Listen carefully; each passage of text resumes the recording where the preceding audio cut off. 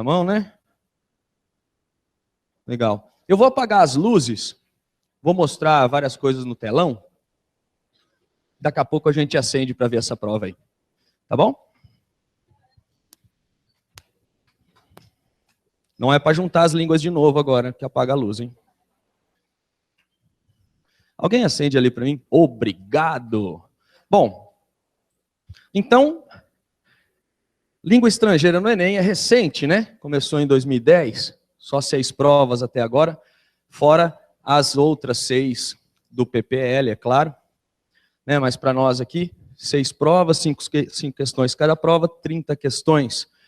É muito válido que você pegue as provas anteriores e dê uma olhada nessas 30 questões. São poucas questões para você dar uma olhada, né? Se você gastar lá 2 minutos por questão, que é mais ou menos o que você gasta para dar uma olhadinha, 1 hora você viu o histórico inteiro do Enem na parte de língua estrangeira. Vale a pena. Como que a prova se dá? Tem um texto para cada questão, um enunciado informativo. O que é um enunciado informativo? Ele faz uma declaração e depois é que ele pede alguma coisa para você. Normalmente essa declaração é para te ajudar no entendimento daquele texto. E depois 5 alternativas, né? E o que eles exigem? Quais são as habilidades que eles exigem no Enem? São apenas 4, né? As da competência 2. Associar vocábulos e expressões de um texto em língua estrangeira moderna ao seu tema. Utilizar os conhecimentos da língua estrangeira moderna, relacionar um texto e reconhecer a importância da produção cultural. Veja, aqui ele vai aumentando. Ele parte da palavra, vocábulo, aí ele vai para conhecimentos, mecanismos, que são frases, depois ele fala do texto inteiro, depois ele fala dos vários textos associados à cultura daquela língua. Como que isso se dá no Enem? A habilidade 5, ela quer que você você saiba qual é o tema que está sendo tratado naquela questão e qual que é a ideia principal daquela questão.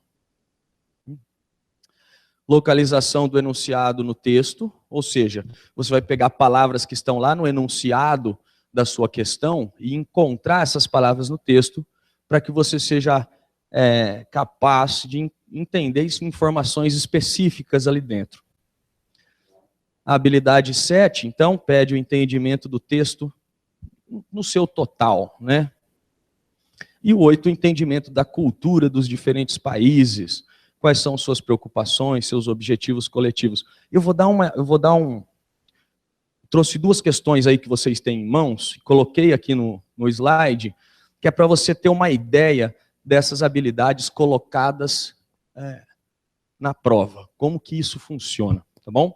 Mas primeiro a gente precisa então entender como que a gente vai resolver essas questões. Normalmente, a pessoa vai fazer uma prova de língua estrangeira, ela parte primeiro do exercício e depois ela vai buscar informação no texto.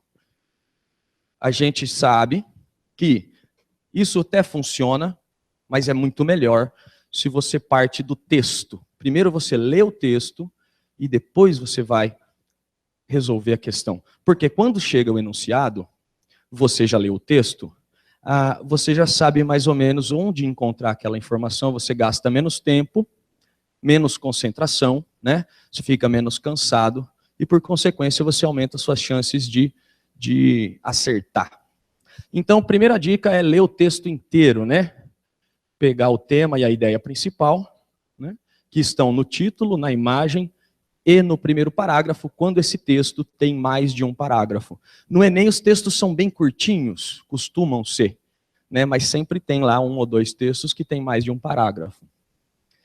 Se possível, encontrar o enunciado no texto.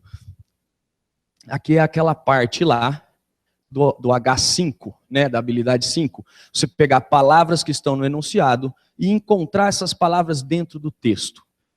Por que se possível? Porque depende se ela é uma questão de localização ou se ela é uma questão de interpretação pura. Se ela for uma questão de localização, a resposta está escrita no texto.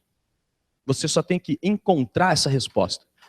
Se ela for uma questão de interpretação pura, você vai ter que concluir a resposta a partir dos indícios que ele te dá no texto. Então vamos ver como é que isso aqui funciona. Olha só, essa daqui é uma questão então do ano passado. Temos um texto aqui com 2 parágrafos. How fake images change your memory and behavior. Como que imagens falsas, imagens alteradas no Photoshop, mudam a sua memória e o seu comportamento. Na verdade, quando a gente chega no enunciado e na questão, a gente percebe que o título sozinho responde à questão. Mas esse é um texto que fala que com a tecnologia, com as tecnologias novas, a gente consegue falsificar uma imagem com muita facilidade. E essa falsificação, ela influencia as pessoas na hora de votar, na hora de protestar e na hora de comer. Isso está escrito aqui, ó. E aí eles fizeram um estudo em que eles colocaram pessoas fazendo um passeio de balão, passeio esse que não ocorreu com nenhum dos participantes, e 50% dos participantes lembraram desse passeio de balão que nunca existiu. Interessante esse texto aqui. Então ele fala assim no texto, olha, a reportagem apresenta consequências do uso de novas tecnologias para a mente humana. Isso aqui é a informação que ele te dá. Veja, ele está resumindo o texto para você. Ele está falando de novas tecnologias e de mente humana.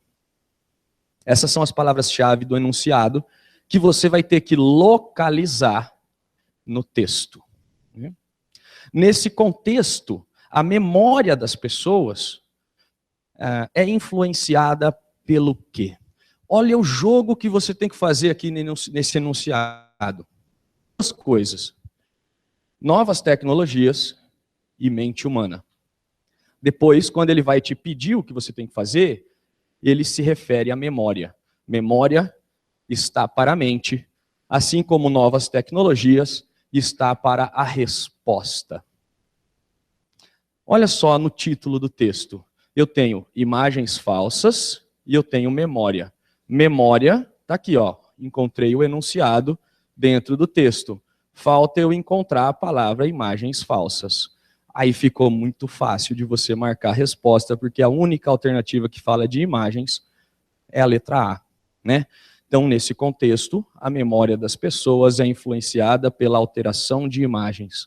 Olha como essa questão de localização, ela é muito simples de você encontrar a resposta.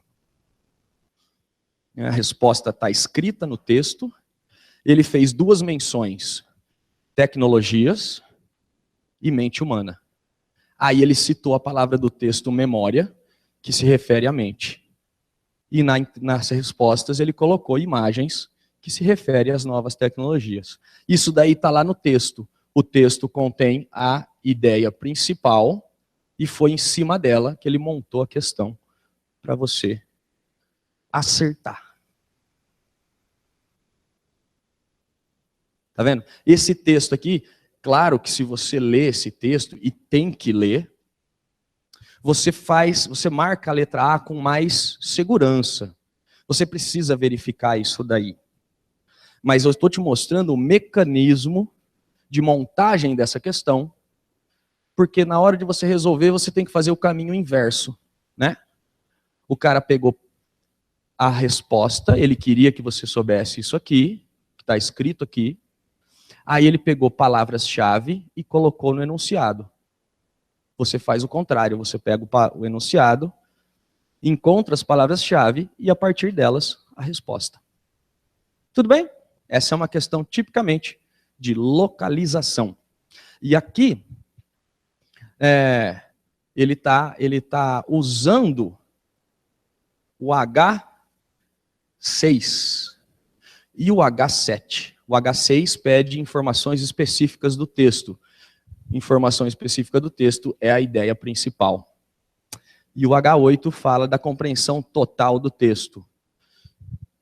Lógico, o título, ele resume o texto. Ele resume a ideia principal do texto. Então ele está falando do texto todo. O texto todo está falando sobre como as imagens falsas podem alterar a nossa memória. Tudo bem? Vamos lá para uma de interpretação pura, também do ano passado, também é uma que você tem aí no seu caderno, com as 5 perguntas. Isso aqui é um poema. Né? A questão de interpretação pura, a gente não vai, normalmente, encontrar palavras do enunciado nela, porque o enunciado ele é mais vago. O enunciado, ele usa palavras mais vagas. Olha só, vamos dar uma lida no texto. Ó. Meu irmão, a estrela, minha mãe, a terra, meu pai, o sol, minha irmã, a lua. Para a minha vida, eles dão beleza. Para o meu corpo, eles dão força. Para o meu milho, saúde. Para a minha casa, paz. Para o meu espírito, verdade. E para os meus ancestrais, sabedoria. Isso é um poema indígena, né? Que fala das forças da natureza. Como que elas agem na vida deles, né? Como indivíduo, na minha vida, no meu corpo, na minha comida, e como eles agem na sociedade deles, na comunidade deles. Olha, na minha casa, que é a família, meu espírito e os meus ancestrais, que é toda a árvore genealógica. Lindo esse poema aqui. Simples e bonito. Olha só o que ele fala aqui. Produções artístico-culturais revelam visões de mundo próprias de um grupo social. Isso aqui é claramente a habilidade 8. Né? Como que a coleção de textos, a coleção de produção cultural envolve as questões culturais de uma sociedade, ou de várias sociedades, né? De uma comunidade. Né? Coleção de textos. Então essa foi a informação, né? Dizendo que revelam visões de mundo próprias de um grupo social. Aí ele fala, esse poema demonstra a estreita relação. Olha como que é vago, ele demonstra, não diz, ele não aponta, ele não mostra, ele demonstra. Se ele demonstra, é porque está escrito uma coisa e ele quer dizer outra. Né? E uma relação, olha só, melhor do que isso, relação. Você tem que relacionar o que está escrito com a sociedade indígena. Né? Esse poema demonstra a estreita relação entre a tradição oral da cultura indígena norte-americana e o quê? Veja, não tem aqui a palavra demonstra, nem a palavra relação.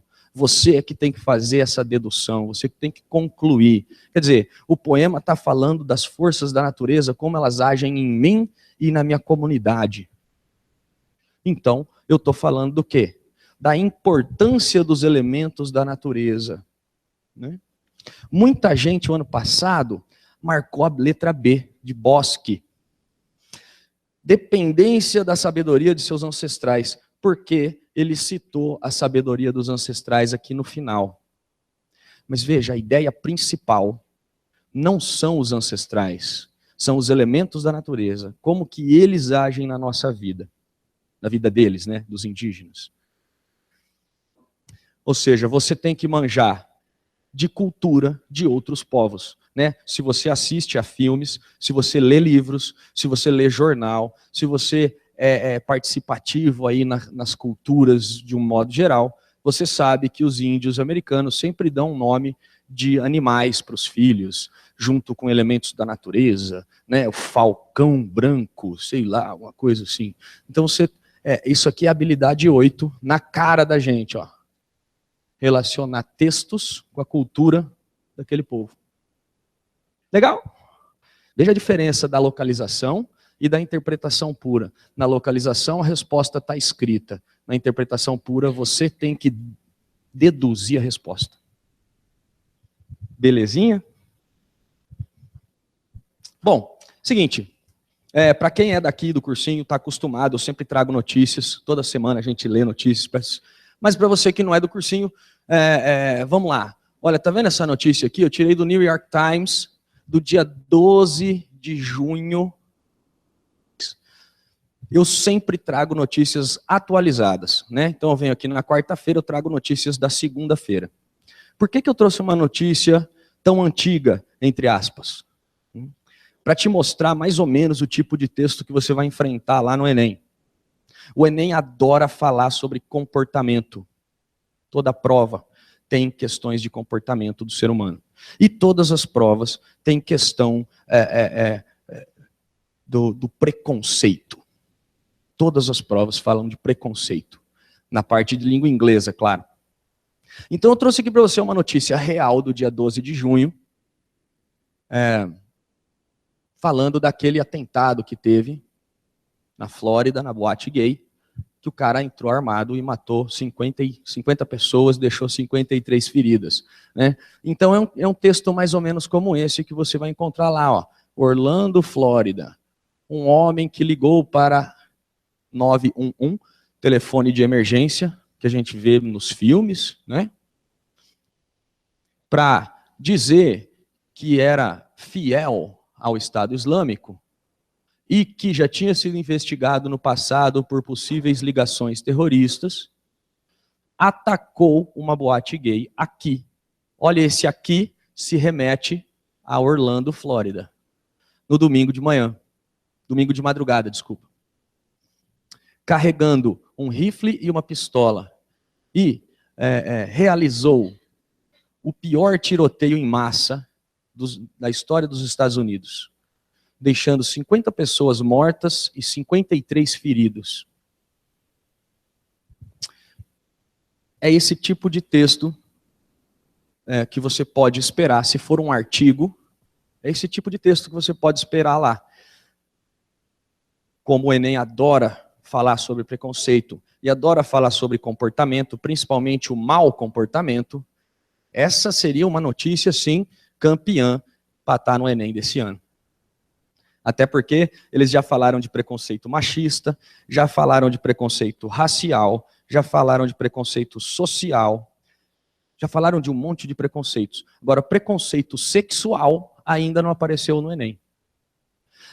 Nós estamos num ano que eu aposto nisso. Eu aposto que o Enem vai falar aí sobre preconceito sexual. Pode ser que não, né? Claro, não sou vidente.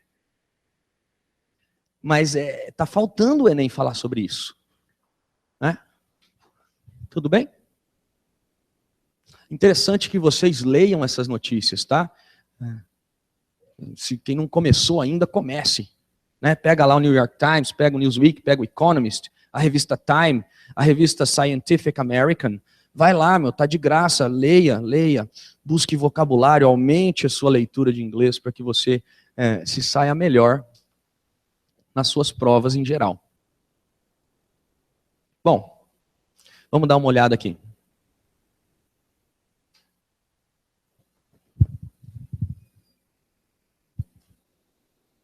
O Andrezinho gosta de fazer coisa colorida. Olha só. Preconceito. Vendo? Preconceito machista. Preconceito social e racial. Preconceito racial. Preconceito contra imigrantes. Isso tudo lá em 2010, 11, 12. Né? Fala de contradições como a paz e a guerra. Né?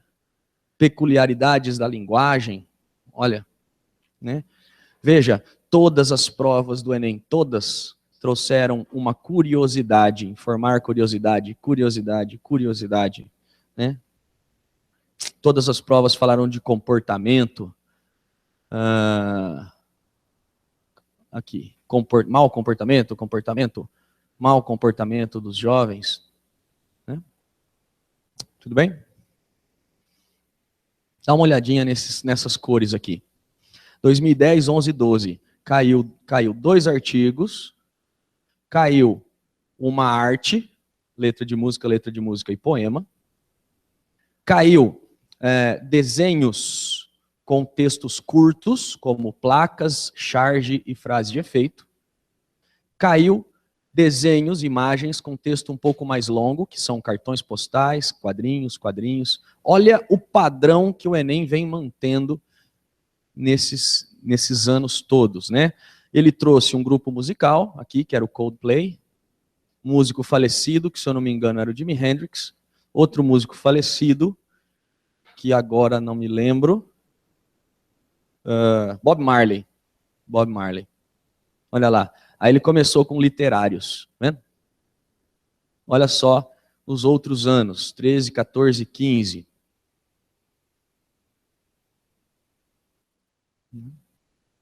Preconceito, falando de tecnologia. Tecnologia cai em todas as provas também, ó. Curiosidade em todas as provas, linguagem, tá vendo, ó? Guerra, aceitação cultural. E dá uma olhada nas questões. Eles mudaram o padrão em 2013. Olha, colocaram 4 artigos e um quadrinho. Depois acho que eles se arrependeram que a prova ficou um pouco extensa. Por conta de ter 4 artigos, né? Eu acho que ficou um pouco extenso. Eles voltaram no padrão anterior, ó. 2 artigos, propaganda é uma imagem com texto curto, e música e poema, que são arte, né? Aqui, no ano passado, um artigo, que é aquele das imagens falsas, um poema, que é esse que a gente viu dos índios, um aviso, que é uma imagem com texto um pouco mais longo, e carta e quadrinhos, também são imagens com texto mais ou menos. Então eles voltaram naquele padrão anterior. Veja, inventor falecido, estava falando do Steve Jobs, um músico e um literário, aqui não vou lembrar quem é, e 2 literários. Eles estão trazendo escritores, autores, poetas, né? Isso daí. E, então, qual que é a previsão para esse ano? A previsão para esse ano é que eles mantenham esse padrão, né? Palavras artísticas, música, teatro, poema e tal.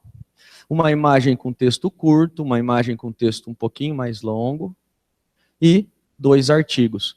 Com certeza vai cair uma curiosidade e com certeza vai cair alguma coisa com tecnologia, comportamento, alguma coisa assim. Tá? Preconceito. Okay? Essa daí é a previsão do Andrezinho para vocês. Vamos dar uma olhada nas questões agora, nas outras 3 que vocês têm em mãos? Alguém gostaria de fazer alguma pergunta antes de a gente continuar? Não? Então, com licença. Vou acender as luzes.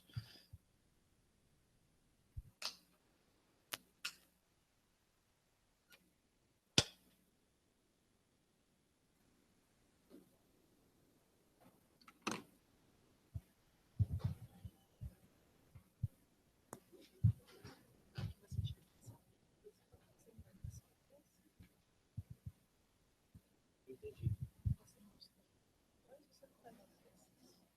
O 3 apareceu.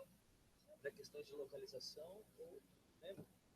O 2 é encontrar o enunciado se possível. O 3 é resolver a questão. E pode ser de localização ou de... Mas eu ponho de novo. Cadê meu papel? Cadê meu papel? Bom, quais são os assuntos, então, que normalmente caem no Enem?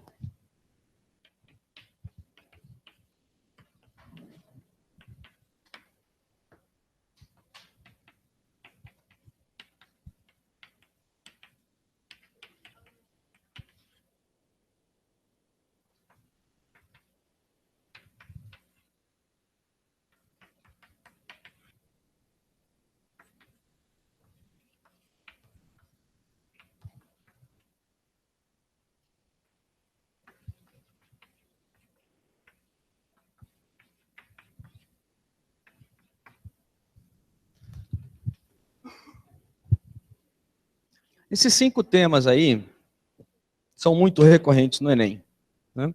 Você pode esperar que vai estar lá. Então a gente tem aqui questões de 91 a 95, opção em inglês, né? Ele já começa com aviso. Esse aviso aqui, ele está escrito notice. Notice significa aviso. O brasileiro olha essa palavra aqui e acha que significa notícia, né? Não, notice é um aviso, é uma nota.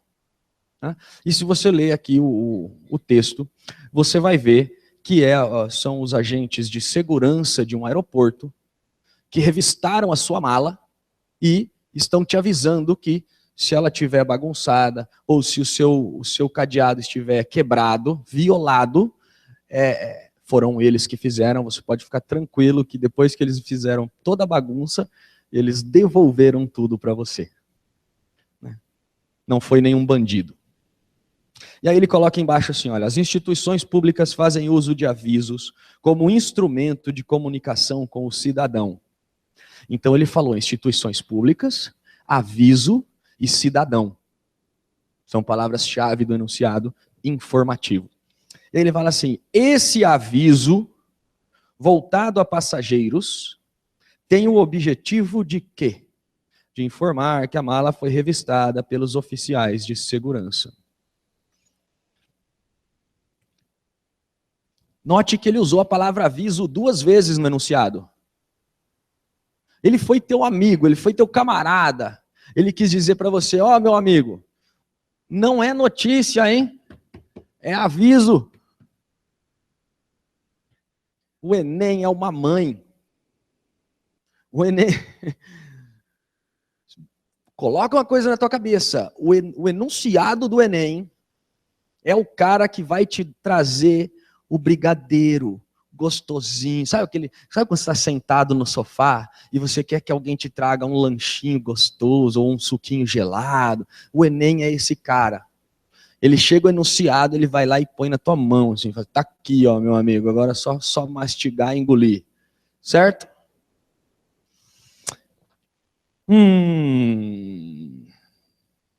Então vamos lá. Questão 92 é aquela que a gente já analisou do poema dos índios. Aí questão 93.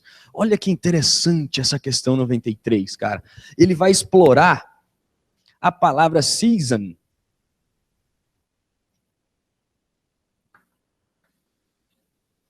Aí você vai na escola brasileira, ter aula de inglês, aqueles que vão à aula de inglês, vê lá, além do verbo to be, o cara ensina lá seasons of the year, né? As estações do ano. Summer, winter, autumn e spring, né? Então você fica com aquele negócio na cabeça de que season é estação. Estação do ano, né? Para não confundir com estação do trem. Estação do ano. Mas ela tem outro significado. Dá uma olhada nesse cartoon aqui. Ele fala assim, a moça está falando para outra. Bom, agora vai começar a nova season, que eu detesto. Por que eu estou falando season e não estou falando estação? Porque ela não quer dizer estação. Ela quer dizer temporada. É o outro significado da palavra season. E tem mais significados para a palavra season.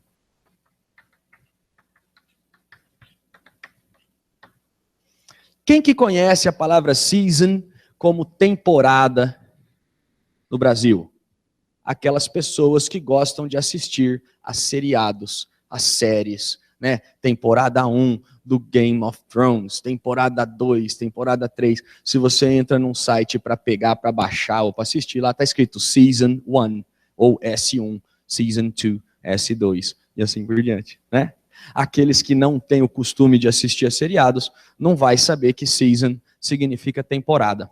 Então ela fala assim, então chegou aqui a nova temporada que eu detesto, de novo.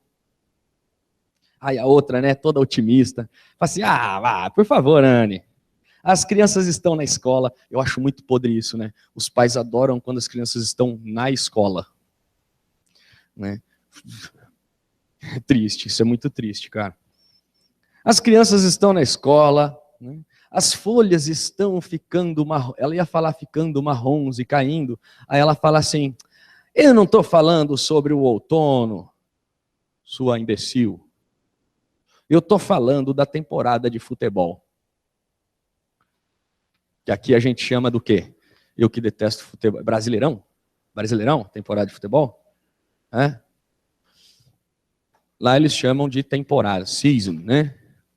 Porque é uma temporada, é um esporte de inverno. Então, veja, uma pensou que ela estivesse falando disso, mas na verdade ela estava falando disso. Então, o quadrinho inteiro é em cima da palavra season. E aí ele falou assim para você no enunciado. Na tira da série For Better or For Worse, a comunicação entre as personagens fica comprometida em um determinado momento. Por quê? Fica comprometida por quê? Porque, está falando aqui, a comunicação fica comprometida. Porque uma falou uma coisa, a outra entendeu outra.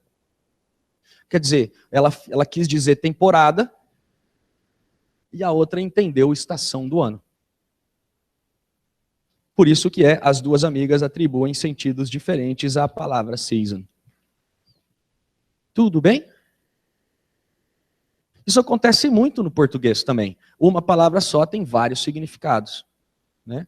Dependendo de como ela é apresentada, dá para confundir. Certo? Por exemplo, eu, André, garoto de sítio, de natureza, campista por natureza, adoro Copa. Né? Mas eu detesto futebol. Então, de que Copa eu estou falando? Da árvore. Não do futebol. Entende? Então, vamos lá. Questão 94. A questão 94 tem um texto de uma escritora, Glória. Ela é uma americana, filha de mexicanos, né? Está escrito aí no enunciado. Mas essa questão ela se baseia em uma palavra, que é a palavra because. Mais conhecida entre os alunos brasileiros por because. A because é um conectivo, é uma conjunção de causa. Ela mostra a causa de alguma coisa, o motivo de alguma coisa, a razão de alguma coisa. Né? Veja, tem muitos because. Ela se pergunta, né, por que eu me sinto obrigada a escrever? Porque a escrita me salva da minha complacência, biriri, porque eu não tenho escolha, porque eu preciso manter, porque, ela vai falando because, né? E aí ele fala assim, a Glória Evangelina Anzaldúa, falecida em 2004, foi uma escritora americana de origem mexicana que escreveu sobre questões culturais e raciais. Na citação, o intuito da autora é evidenciar o quê? Razões. Razões. Né? Por que eu escrevo? Por isso, por aquilo outro, por aquilo outro. Ela apresentou as razões utilizando o nosso conectivo de causa.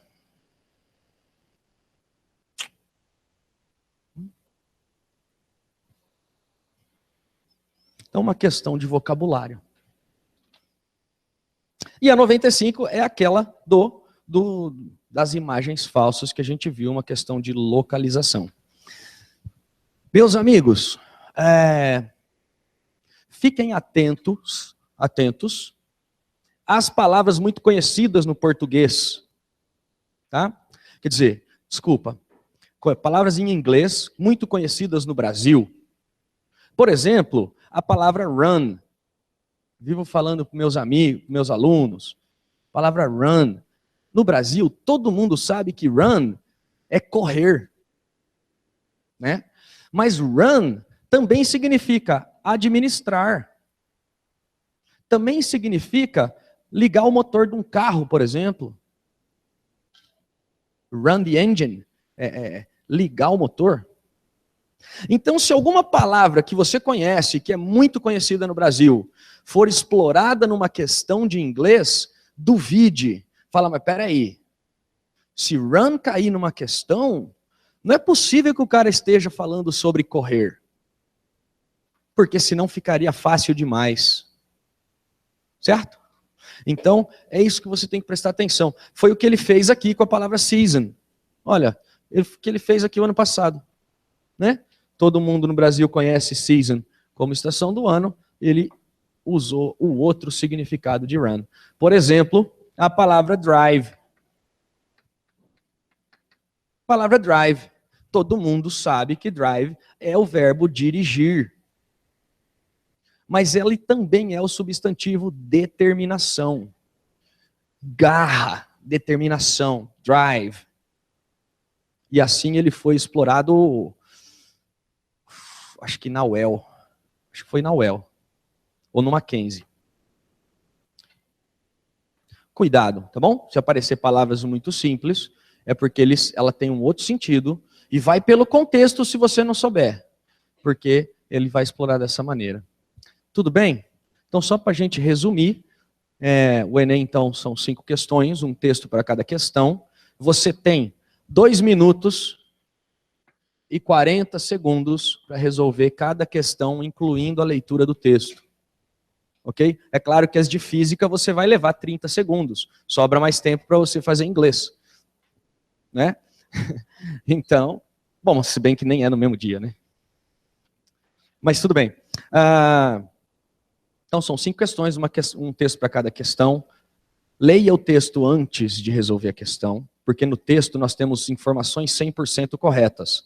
E na questão nós temos 4 erradas e uma certa. Você não vai partir de um lugar onde tem 80% de erro para buscar a questão, a alternativa certa. Tá bom? Leia, resolva. Veja o enunciado. Se o enunciado usar palavras como quais, quando, onde, conta, mostra, cita, isso tudo é localização. Agora, se ele fala, indica, demonstra, podemos concluir, isso tudo é interpretação pura. Aí ele vai estar querendo que você realmente entenda o que está nas entrelinhas e não o que está escrito lá no texto. Acho que é isso aí. Fique esperto com as palavras fáceis demais. Tá bom? Alguém tem alguma pergunta? Não? Muito, muito obrigado pela sua participação nesse domingão. Vocês vão para o céu por estarem aqui na aula de inglês. Façam uma ótima prova. Tudo de bom. Fiquem com Deus.